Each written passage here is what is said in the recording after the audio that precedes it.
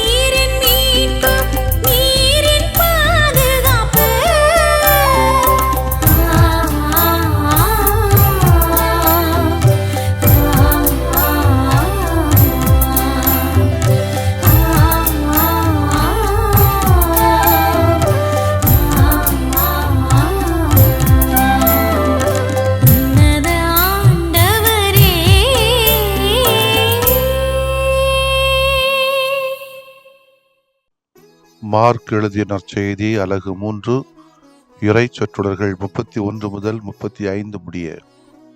அக்காலத்தில் இயேசுவின் தாயும் சகோதரர்களும் வந்து வெளியே நின்று கொண்டு அவரை வரச் சொல்லி ஆள் அனுப்பினார்கள். அவரை சூழ்ந்து மக்கள் கூட்டம் அமர்ந்திருந்தது. அதோ உம் தாயும் சகோதரர்களும் சகோதரிகளும் வெளியே நின்று கொண்டு உம்மை தேடுகிறார்கள் என்று அவரிடம் சொன்னார்கள். அவர் அவர்களை பார்த்து, என் தாயும் என் சகோதரர்களும் யார் என்று கேட்டு தம்மை சூழ்ந்து அமர்ந்திருந்தவர்களை சுற்றிலும் பார்த்து, இதோ என் தாயும் என் சகோதரர்களும் இவர்களே, கடவுளின் திருவுளத்தை நிறைவேற்றுகின்றவரே என் சகோதரரும் சகோதரியும் தாயும் ஆவார் என்றார். ஆண்டவரின் அருள்வாக்கு. இறைவா உமக்கு நன்றி. அன்புக்கினிய சகோதரிகளே சகோதரர்களே, இயேசு தன்னுடைய தாயை நம் யாவருக்கும் தாயாக தருகின்ற பேரு, இதைவிட பேரு எங்கும் கிடைக்க பெற முடியாது. என் தாயும் என் சகோதரர்களும் யார் என்று இயேசு கேட்டு அதற்கான விடையும் தருகிறார். தம்மை சூழ்ந்து அமர்ந்திருந்தவர்களை சுற்றிலும் பார்த்து, இதோ என் தாயும் என் சகோதரர்களும் இவர்களே, கடவுளின் திருவுளத்தை நிறைவேற்றுகின்றவரை என் சகோதரரும் சகோதரியும் தாயும் ஆவார் என்றார். இங்கே இயேசு தனது குடும்பமாக புதியதொரு குழுவினரை அடையாளம் காட்டுகிறார். அதுதான் நீங்களும் நானும் இணைகின்ற ஒரு குடும்பம். அக்குடும்பம் இரத்த உறவினால் உருவானது அல்ல, மாறாக இறையாட்சியின் உறவை அடிப்படையாக கொண்டது. இறையாட்சி என்ற கனவு உறவிலே 2 கூறுகளை பார்க்கிறோம். ஒன்று, இயேசுவை போலவே கடவுளின் திருவுளத்தை நிறைவேற்றுகின்றவர்கள் யாவரும் இயேசுவின் நெருங்கிய உறவினர்கள் ஆகிவிடுகிறார்கள். இறை தந்தையின் பாசத்துக்குரிய பிள்ளைகளாகவும் இயேசுவின் குடும்ப உறுப்பினர்களாகவும் மாறுகிறார்கள். 2வது பண்பு, இயேசுவை சூழ்ந்து அமர்ந்திருப்பது. இயேசு தம்மை சூழ்ந்து அமர்ந்திருக்கின்றவர்களை சுட்டி காட்டிதான் என் தாயும் என் சகோதரர்களும் இவர்களே என்றார். ஒரு அன்பியம் போல வைங்க. இதற்கு முந்தின வசனத்திலும் அவரை சூழ்ந்து மக்கள் கூட்டம் அமர்ந்திருந்தது என மார்க் நற்செய்தியாளர் எழுதி வைத்திருப்பது தற்செயலான குறிப்பு போல தோன்றவில்லை. இயேசுவின் குடும்பத்தில் உறுப்பினர்களாக இருக்க வேண்டும் என்றால் அவரை சூழ்ந்து அவரோடு அமர்ந்திருக்க வேண்டும் என்பது நியாயமான எதிர்பார்ப்பு தானே. இயேசு தம் சீடர்களிருந்து 12 வரை மட்டும் திருத்துதர்களாக தேர்ந்தெடுத்த போது தம்மோடு இருக்கவும் மார்க் 3:14 என்பதை ஒரு காரணியாக கொண்டிருந்தார் என்பது இங்கே நினைவு கூறத்தக்கது. ஆம், இயேசுவின் குடும்பத்தில் ஒருவராக நாம் யாவரும் இருக்க வேண்டும் என்றால் அவரை சூழ்ந்து அமர்ந்திருக்க வேண்டும், அவரோடு பயணிக்க வேண்டும், அவரோடு இருக்க வேண்டும், அவரது காலடிகளில் அமர்ந்து அவருக்கு செய்யமடுக்க வேண்டும். அதுதான் நல்லுறவு, நல்ல உறவு, நலமான உறவு. இதை வெளிப்படுத்துகின்ற நபராகத்தான் இன்றைய புனித தூய தாமஸ் அக்யூனாஸை பார்க்கிறோம். இறையியலாளர்களின் இளவரசர் என்று போற்றப்படுகிற இவர் பல புத்தகங்களை எழுதியிருக்கிறார். பல பாடங்களை நாம் கற்றுக் கொடுத்திருக்கிறார். குறுமட மாணவர்களுக்கெல்லாம் அதிகமான பாடங்களை இவர் வழியாகத்தான் சொல்லப்படுகிறது. இவர் சொல்லுகின்ற உண்மைகள் 2. ஒன்று, நற்கருணை ஆண்டவர் மீது பக்தி. இன்னும் ஒன்று, நற்கருணையாகவே வாழ்வது. இன்னொன்று, திருத்தந்தையின் கட்டளையின் பேரிலே இறை உந்துதலால் இவர் எழுதிய தாந்தும் எர்கோ சலுத்தாரிஸ் ஹோஸ்தியா என்ற பாடல் நற்கருணை ஆண்டவர் மீது இவர் கொண்ட பக்திக்கு ஒரு எடுத்துக்காட்டு. கிறிஸ்தவர்கள் என அழைக்கப்படும் நாம் நம்முடைய வாழ்வில் ஊற்றும் உச்சமாகிய நற்கருணையின் மகிமையை உணர்ந்திருக்கின்றோமா என்று நாம் சிந்திக்க வேண்டும். பல நேரங்களிலே நாம் நற்கருணை ஆண்டவரின் வல்லமையும் நற்கருணை ஆண்டவர் குடிகொண்டிருக்கின்ற மனிதர்களின் அருமையையும் உணராமலும் அவர்களுக்கு போதிய மதிப்பளிக்காமலும் வாழ்ந்து கொண்டிருக்கிறோம் என்பது உணரக்கூடிய நிலை. பிரான்ஸ் நாட்டிலே ஜனவரி மாதங்களிலே எல்லாம் பனிப்பொழிவு அதிகமாக இருக்கக்கூடிய நேரம். மக்கள் சாலைகளில் அவ்வளவு எளிதாக நடவர முடியாது. ஏனென்றால் எதிர்வரும் மனிதர் யார் என தெரியாத அளவுக்கு பனிப்பொழிவு இருக்கும். அப்படிப்பட்ட தருணத்திலே தான் ஒரு நாள் இரவு பாதசாரிகள் கூட்டம் பக்கத்து நகருக்கு நடந்து கொண்டிருந்தது. அன்றைக்கு பனிப்பொழிவு மற்ற நாட்களை விட சற்று அதிகமாக இருந்ததால் அவர்கள் இரவு நேரத்தில் எங்காவது ஒரு இடத்தில் தங்கிவிட்டு காலையில் பயணத்தை தொடரலாம் என முடிவு செய்தார்கள். நம்ம வேளாங்கண்ணிக்கு பயணம் போகிறது போல, இடையில போய் தங்கிட்டு அடுத்த நாள் போகிறது போல. அதன்படி அவர்கள் தங்குவதற்கு ஒரு இடம் தேடிய போது அருகே ஒரு துறவு மடம் இருந்ததாம். எனவே அவர்கள் அனைவரும் அங்கேயே தங்கிக் கொள்ளலாம் என நினைத்து துறவு மடத்தின் கதவை தட்டினார்கள். அப்போது கதவை திறந்து கொண்டு வெளியே வந்தார் மடாதிபதி பீரே என்பவர். அவரிடத்தில் அந்த பாதசாரிகள் நடந்தது அனைத்தையும் எடுத்துச் சொன்னார்கள். சிறிது நேரம் யோசித்தவர், துறவு மடத்தில் எல்லா அறைகளும் நிரம்பி இருக்கிறது, ஒரே ஒரு அறை மட்டும்தான் காலியாக இருக்கிறது. ஆனால் அந்த அறையில் கூட இந்த பனிக்காலத்தில் தங்குவதற்கு போதிய வசதிகள் இல்லையே. ஒன்று செய்வோம், நீங்க போய் மடத்தில் உள்ள சிற்றாலயத்தில் படுத்துக் கொள்ளுங்கள். அது இந்த பனிக்காலத்தில் தங்குவதற்கு ஏதுவாக இருக்கும். நான் அங்கே இருக்க நற்கருணை ஆண்டவரை இந்த அறையில் எடுத்து வைத்துக் கொள்கிறேன், மாற்றி வைத்துக் கொள்கிறேன் என்றார். அதன்படி அவர்கள் சிற்றாலயத்தில் போய் தங்கிக் கொண்டார்கள். அடுத்த நாள் காலையில் துறவு மடத்தில் இருந்த துறவிகள் அனைவரும் ஜெயிப்பதற்காக சிற்றாலயத்திற்கு வந்தபோது அங்கே வேறு அனுபவம். வேற்று மனிதர்கள் தூங்கிக் கொண்டிருப்பதை பார்த்து மடாதிபதியிடம் இதெல்லாம் என்ன என்று துறவிகள் கேட்டார்கள். அதற்கு அவர் நடந்தது அனைத்தையும் சொன்னார். அப்போது ஒரு துறவி அவரிடம், இந்த மனிதர்களை காலி அறையில் தூங்க வைத்துவிட்டு நற்கருணை ஆண்டவரை இங்கே வைத்திருக்கலாமே என்று கோபத்தோடு சொன்னாராம். அதுக்கு மடாதிபதி ரொம்ப கூலா, நற்கருணை ஆண்டவரால் பனிப்பொழிவையும் குளிரையும் தாங்கிக் கொள்ள முடியும், ஆனால் இந்த மனிதர்களால் அப்படி முடியாதே என்றாராம். அவர் எதுவும் பேசாமல் அமைதியானார்களாம். அன்புக்கினியவர்களே, நற்கருணை ஆண்டவருக்கு முக்கியத்துவம் தர வேண்டும். நற்கருணை ஆண்டவர் முக்கியத்துவம் கொடுப்பது தன்னுடைய இலக்கு மக்கள், ஏழைகள், இல்லாதவர்கள், தேவையில் இருக்கின்றவர்கள், அவர்களை மையமாக வைத்துக்கொண்டு அவர்களுக்கு செய்கின்ற உதவிதான் நற்கருணை ஆண்டவருக்கு செய்கின்ற உதவி என்பதை இந்த நிகழ்வு நமக்கு சுட்டி காட்டுகிறது. நற்கருணை ஆண்டவர் குடியிருக்கின்ற மானிடர்களுக்கு முக்கியத்துவம் தர வேண்டும், அதைத்தான் இந்த நிகழ்வு நமக்கு எடுத்துக் கூறுகிறது. தாமஸ் அக்யூனாஸ் நற்கருணை ஆண்டவர் மீது பக்தி கொண்டிருந்தார். அந்த பக்தி அயலார் மீது கொண்ட அன்பின் வழியாக வெளிப்படுத்தினார். நாமும் நம்மிடம் இருக்கின்ற நற்கருணை பக்தியை வெறுமனை வழிபாட்டோடும் ஆராதனையோடு நிறுத்திக் கொள்ளாமல் அதனை வாழ்வில் வெளிப்பட நாம் முயற்சி எடுக்க வேண்டும். தாமஸ் அக்யூனாஸ் ஆண்டவர் ஒருவர் மட்டுமே போதும் என அவரை பற்றி கொண்டு வாழ்ந்தார். அதனால்தான் கடவுள் அவரை எல்லா விதங்களிலும் ஆசீர்வதித்தார் என்று சொல்லப்படுகிறது. நாமும் முடிந்த வரைக்கும் நற்கருணை நாதருக்கு உரிய மதிப்பை கொடுக்க வேண்டும் என்று சொன்னால், அந்த நற்கருணை நாதரின் தாயை நம்முடைய தாயாக மாற்ற வேண்டும் என்று சொன்னால், கடவுளின் திருவுளத்தை ஏற்றுக்கொள்ள பிள்ளைகளாக, அதே வேளையில் நான் ஆண்டவர் இயேசு நற்கருணை நாதர் தான் வைத்திருந்த இலக்கு மக்களுக்கு, தேவையான மக்களுக்கு, தேவையில் இருக்கின்றவர்களுக்கு உதவி செய்கின்ற மக்களாக நாம் வல வருவோம். அதில் பல துன்பங்கள் துயரங்கள் வந்தாலும் அதை ஏற்றுக்கொள்ள தயங்க வேண்டாம். அதை ஏற்றுக்கொள்ள ஆசீர்வாதங்களை கடவுள் தருபடியாக வேண்டுவோம். ஆமேன். மன்றாடுவோமாக. ஆண்டவராகிய இயேசுவை முற்றுகிறோம்.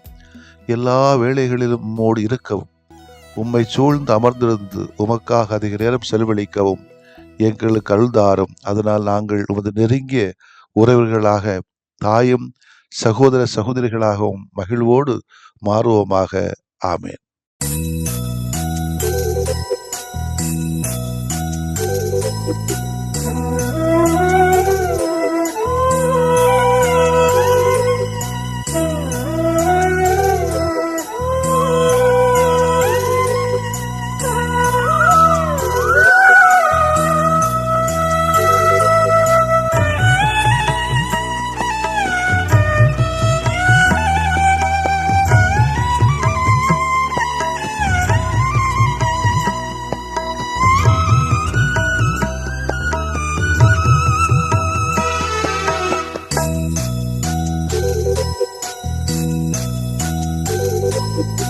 ஆண்டவரே, என் வேண்டல் கேட்டருள்வீரே, ஆறுதலாய் எனக்கு நீர் அடைக்கலமாகும்.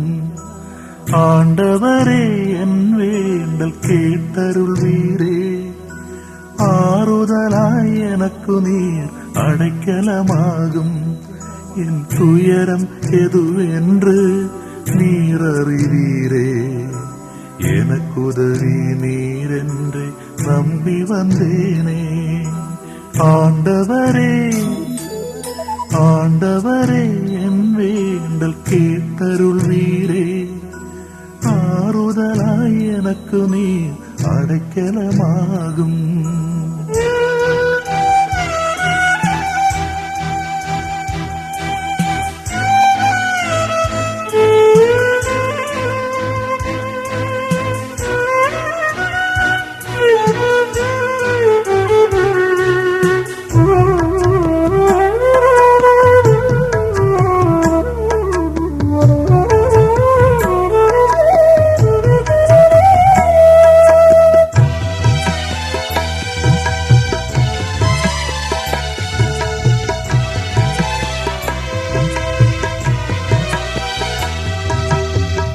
துயரம் பல என எழுப்ப துவண்டு போனே, துடுப்பிழந்த படகாக தனிமையானே.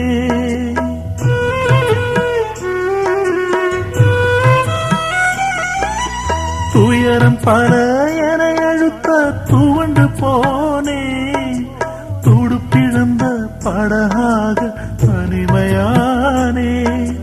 வறுமையும் வெறுமையும் என்னை சூழ்ந்திட, வறுமையும் வெறுமையும் என்னை சூழ்ந்திட, வற்றாத உன் அன்பு என்னை காத்திடும்.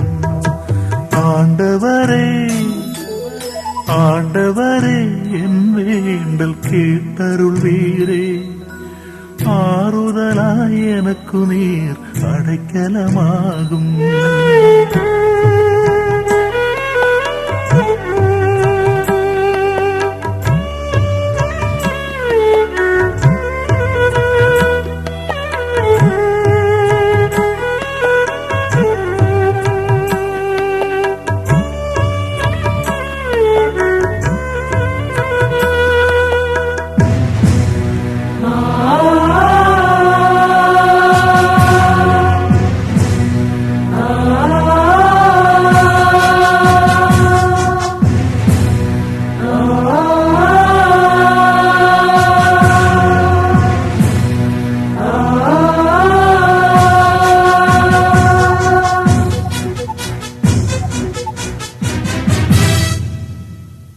அநியாய செயல் கண்டு உள்ளம் அழுதேன், அதை மாற்றும் வரம் கேட்டு உன்னை தொழுதேன்.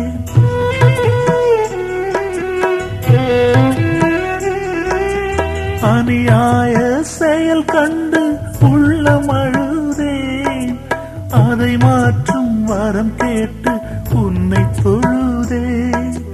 நீதியும் நேர்மையும் எனில் வாழ்ந்திட, நீதியும் நேர்மையும் எனில் வாழ்ந்திட, நிலையான உன் கரம் என்னை தாங்கிடும். ஆண்டவரே என் ஆண்டவரே, ஆண்டவரே என் வேண்டல் கேட்டருள்வீரே. ஆறுதலாய் எனக்கு நீர் அடைக்கலமாகும். என் துயரம் எதுவென்று நீர் அறிவீரே. எனக்குதவி நீரென்று நம்பி வந்தேனே. ஆண்டவரே என் வேண்டல் கேட்டருள்வீரே. ஆறுதலாய் எனக்கு நீர் அடைக்கலமாகும்.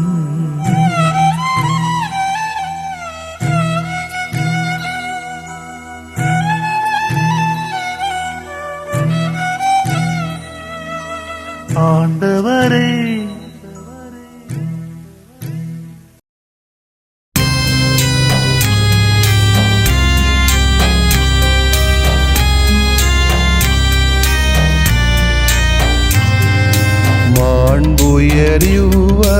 மாண்புயரிவருள்ளடையாளத்தை தாழ்ந்து பணிந்து ஆராதிப்போம். பழைய நியம முறைகள் அனைத்தும் இனி மறைந்து முடிவு பெறுக. புதிய நியம முறைகள் வருக. புலன்களாலே மனிதன் இதனை அறிய இயலா. குறைகள் நீக்க நம்பிக்கையின் உதவி பெறுக.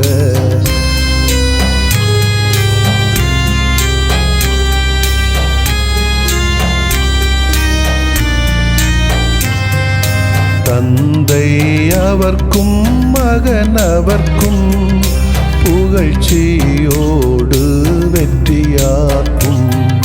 மீட்பின் பெருமை மாட்சிமையோடு வலிமை வாழ்த்து யாவுமாக. இருவரிடமாய் வருகின்றவராம் தூய ஆவியானவர்க்கும் அளவில்லாத சம புகழ்ச்சி என்றுமே உண்டாகுக. ஆமென். வானின்று அவர்களுக்கு அப்பமளித்தீரே,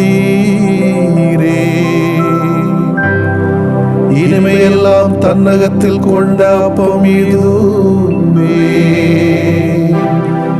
மன்றாடுவோமாக. இறைவா, இந்த வியப்புக்குரிய அருளடையாளத்திலே உம்முடைய பாடுகளின் நினைவை எங்களுக்கு விட்டு சென்றீ. உமது திருவுடல் திரு ரத்தமாகியவற்றின் தூய மறைபொருளை வணங்கும் நாங்கள் உமது மீட்பின் பயனை இடைவிடாமல் துய்த்து உணர்ந்து மகிழ அருள்வீராக. தந்தையாகிய இறைவனோடு தூய ஆவியாரை ஒன்றிப்பில் இறைவனாய் என்றென்றும் வாழ்ந்து ஆட்சி செய்கின்ற உம்மை மன்றாடுகின்றோ. ஆமென்.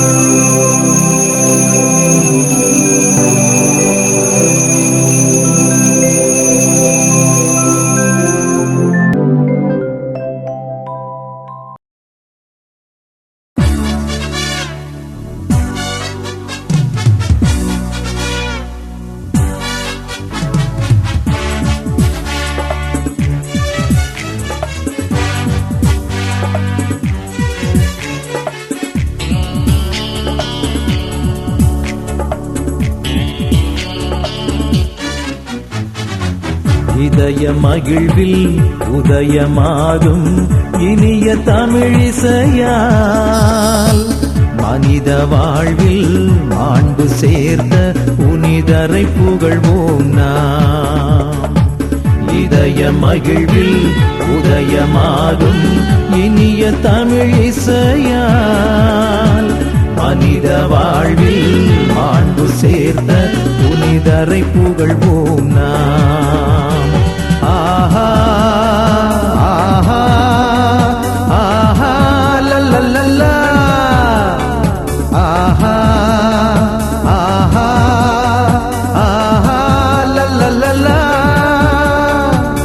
இதய மகிழ்வில் உதயமாகும் இனிய தமிழிசையால் மனித வாழ்வில் மாண்பு சேர்த்த புனிதரை புகழ்வோம் நாம்.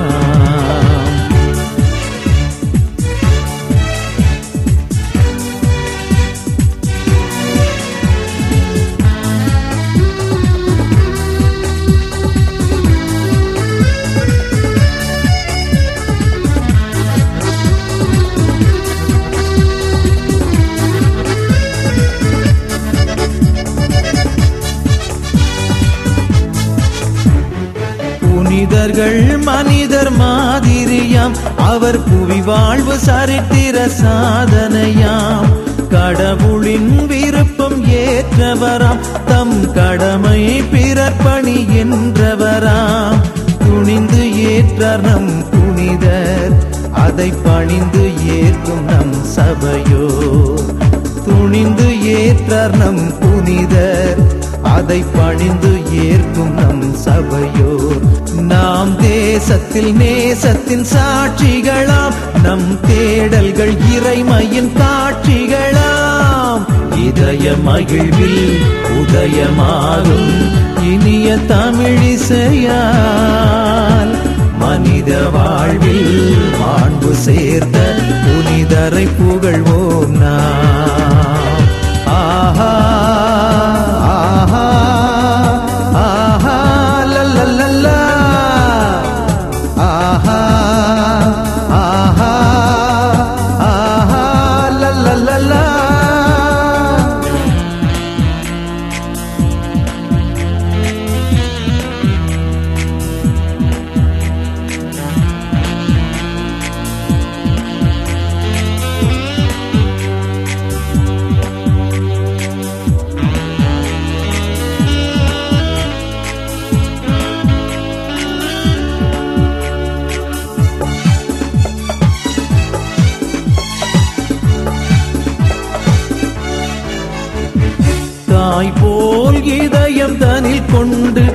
நம்மை தயவாய் காக்கும் அன்பு புனிதர்.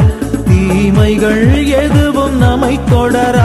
நம் தூயவர் வழிதனை தினம் தொடர்ந்தால் வாழும் வாழ்வு பிறர்க்கின்றே என வாழ்வோர் வாழ்வில் இறப்பில்லை.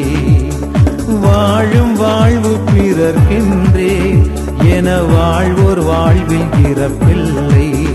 இங்கு வாழ்ந்திடும் நாம் எல்லாம் இறை கரங்கள், நம்மை வாழ்த்திடும் இறைவனின் அருள் வரங்கள். இதய மகிழ்வில் உதயமாகும் இனிய தமிழிசையால் மனித வாழ்வில் மாண்பு சேர்த்த புனிதரை புகழ்வோம் நாம்.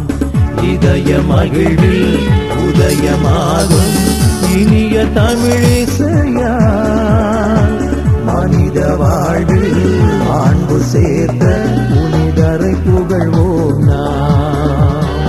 ஆஹா ஆஹா ஆஹா லல்லல்லா. ஆஹா ஆஹா ஆஹா லல்லல்லா.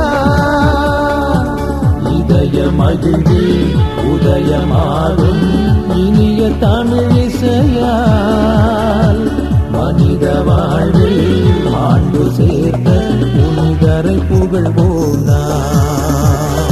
புனிதரை புகழ்வோம் நாம். நிலையான புகழுக்குரிய தூய இறை நன்மைக்கு எல்லா காலமும் தொழுகையும் புகழும் போற்றியும் ஆட்சிமையும்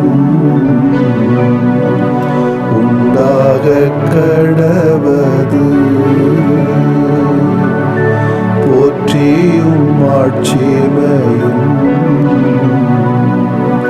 உண்டாக கடவது. தந்தை, மகன், தூய ஆவியாரின் பெயராலே ஆமென்.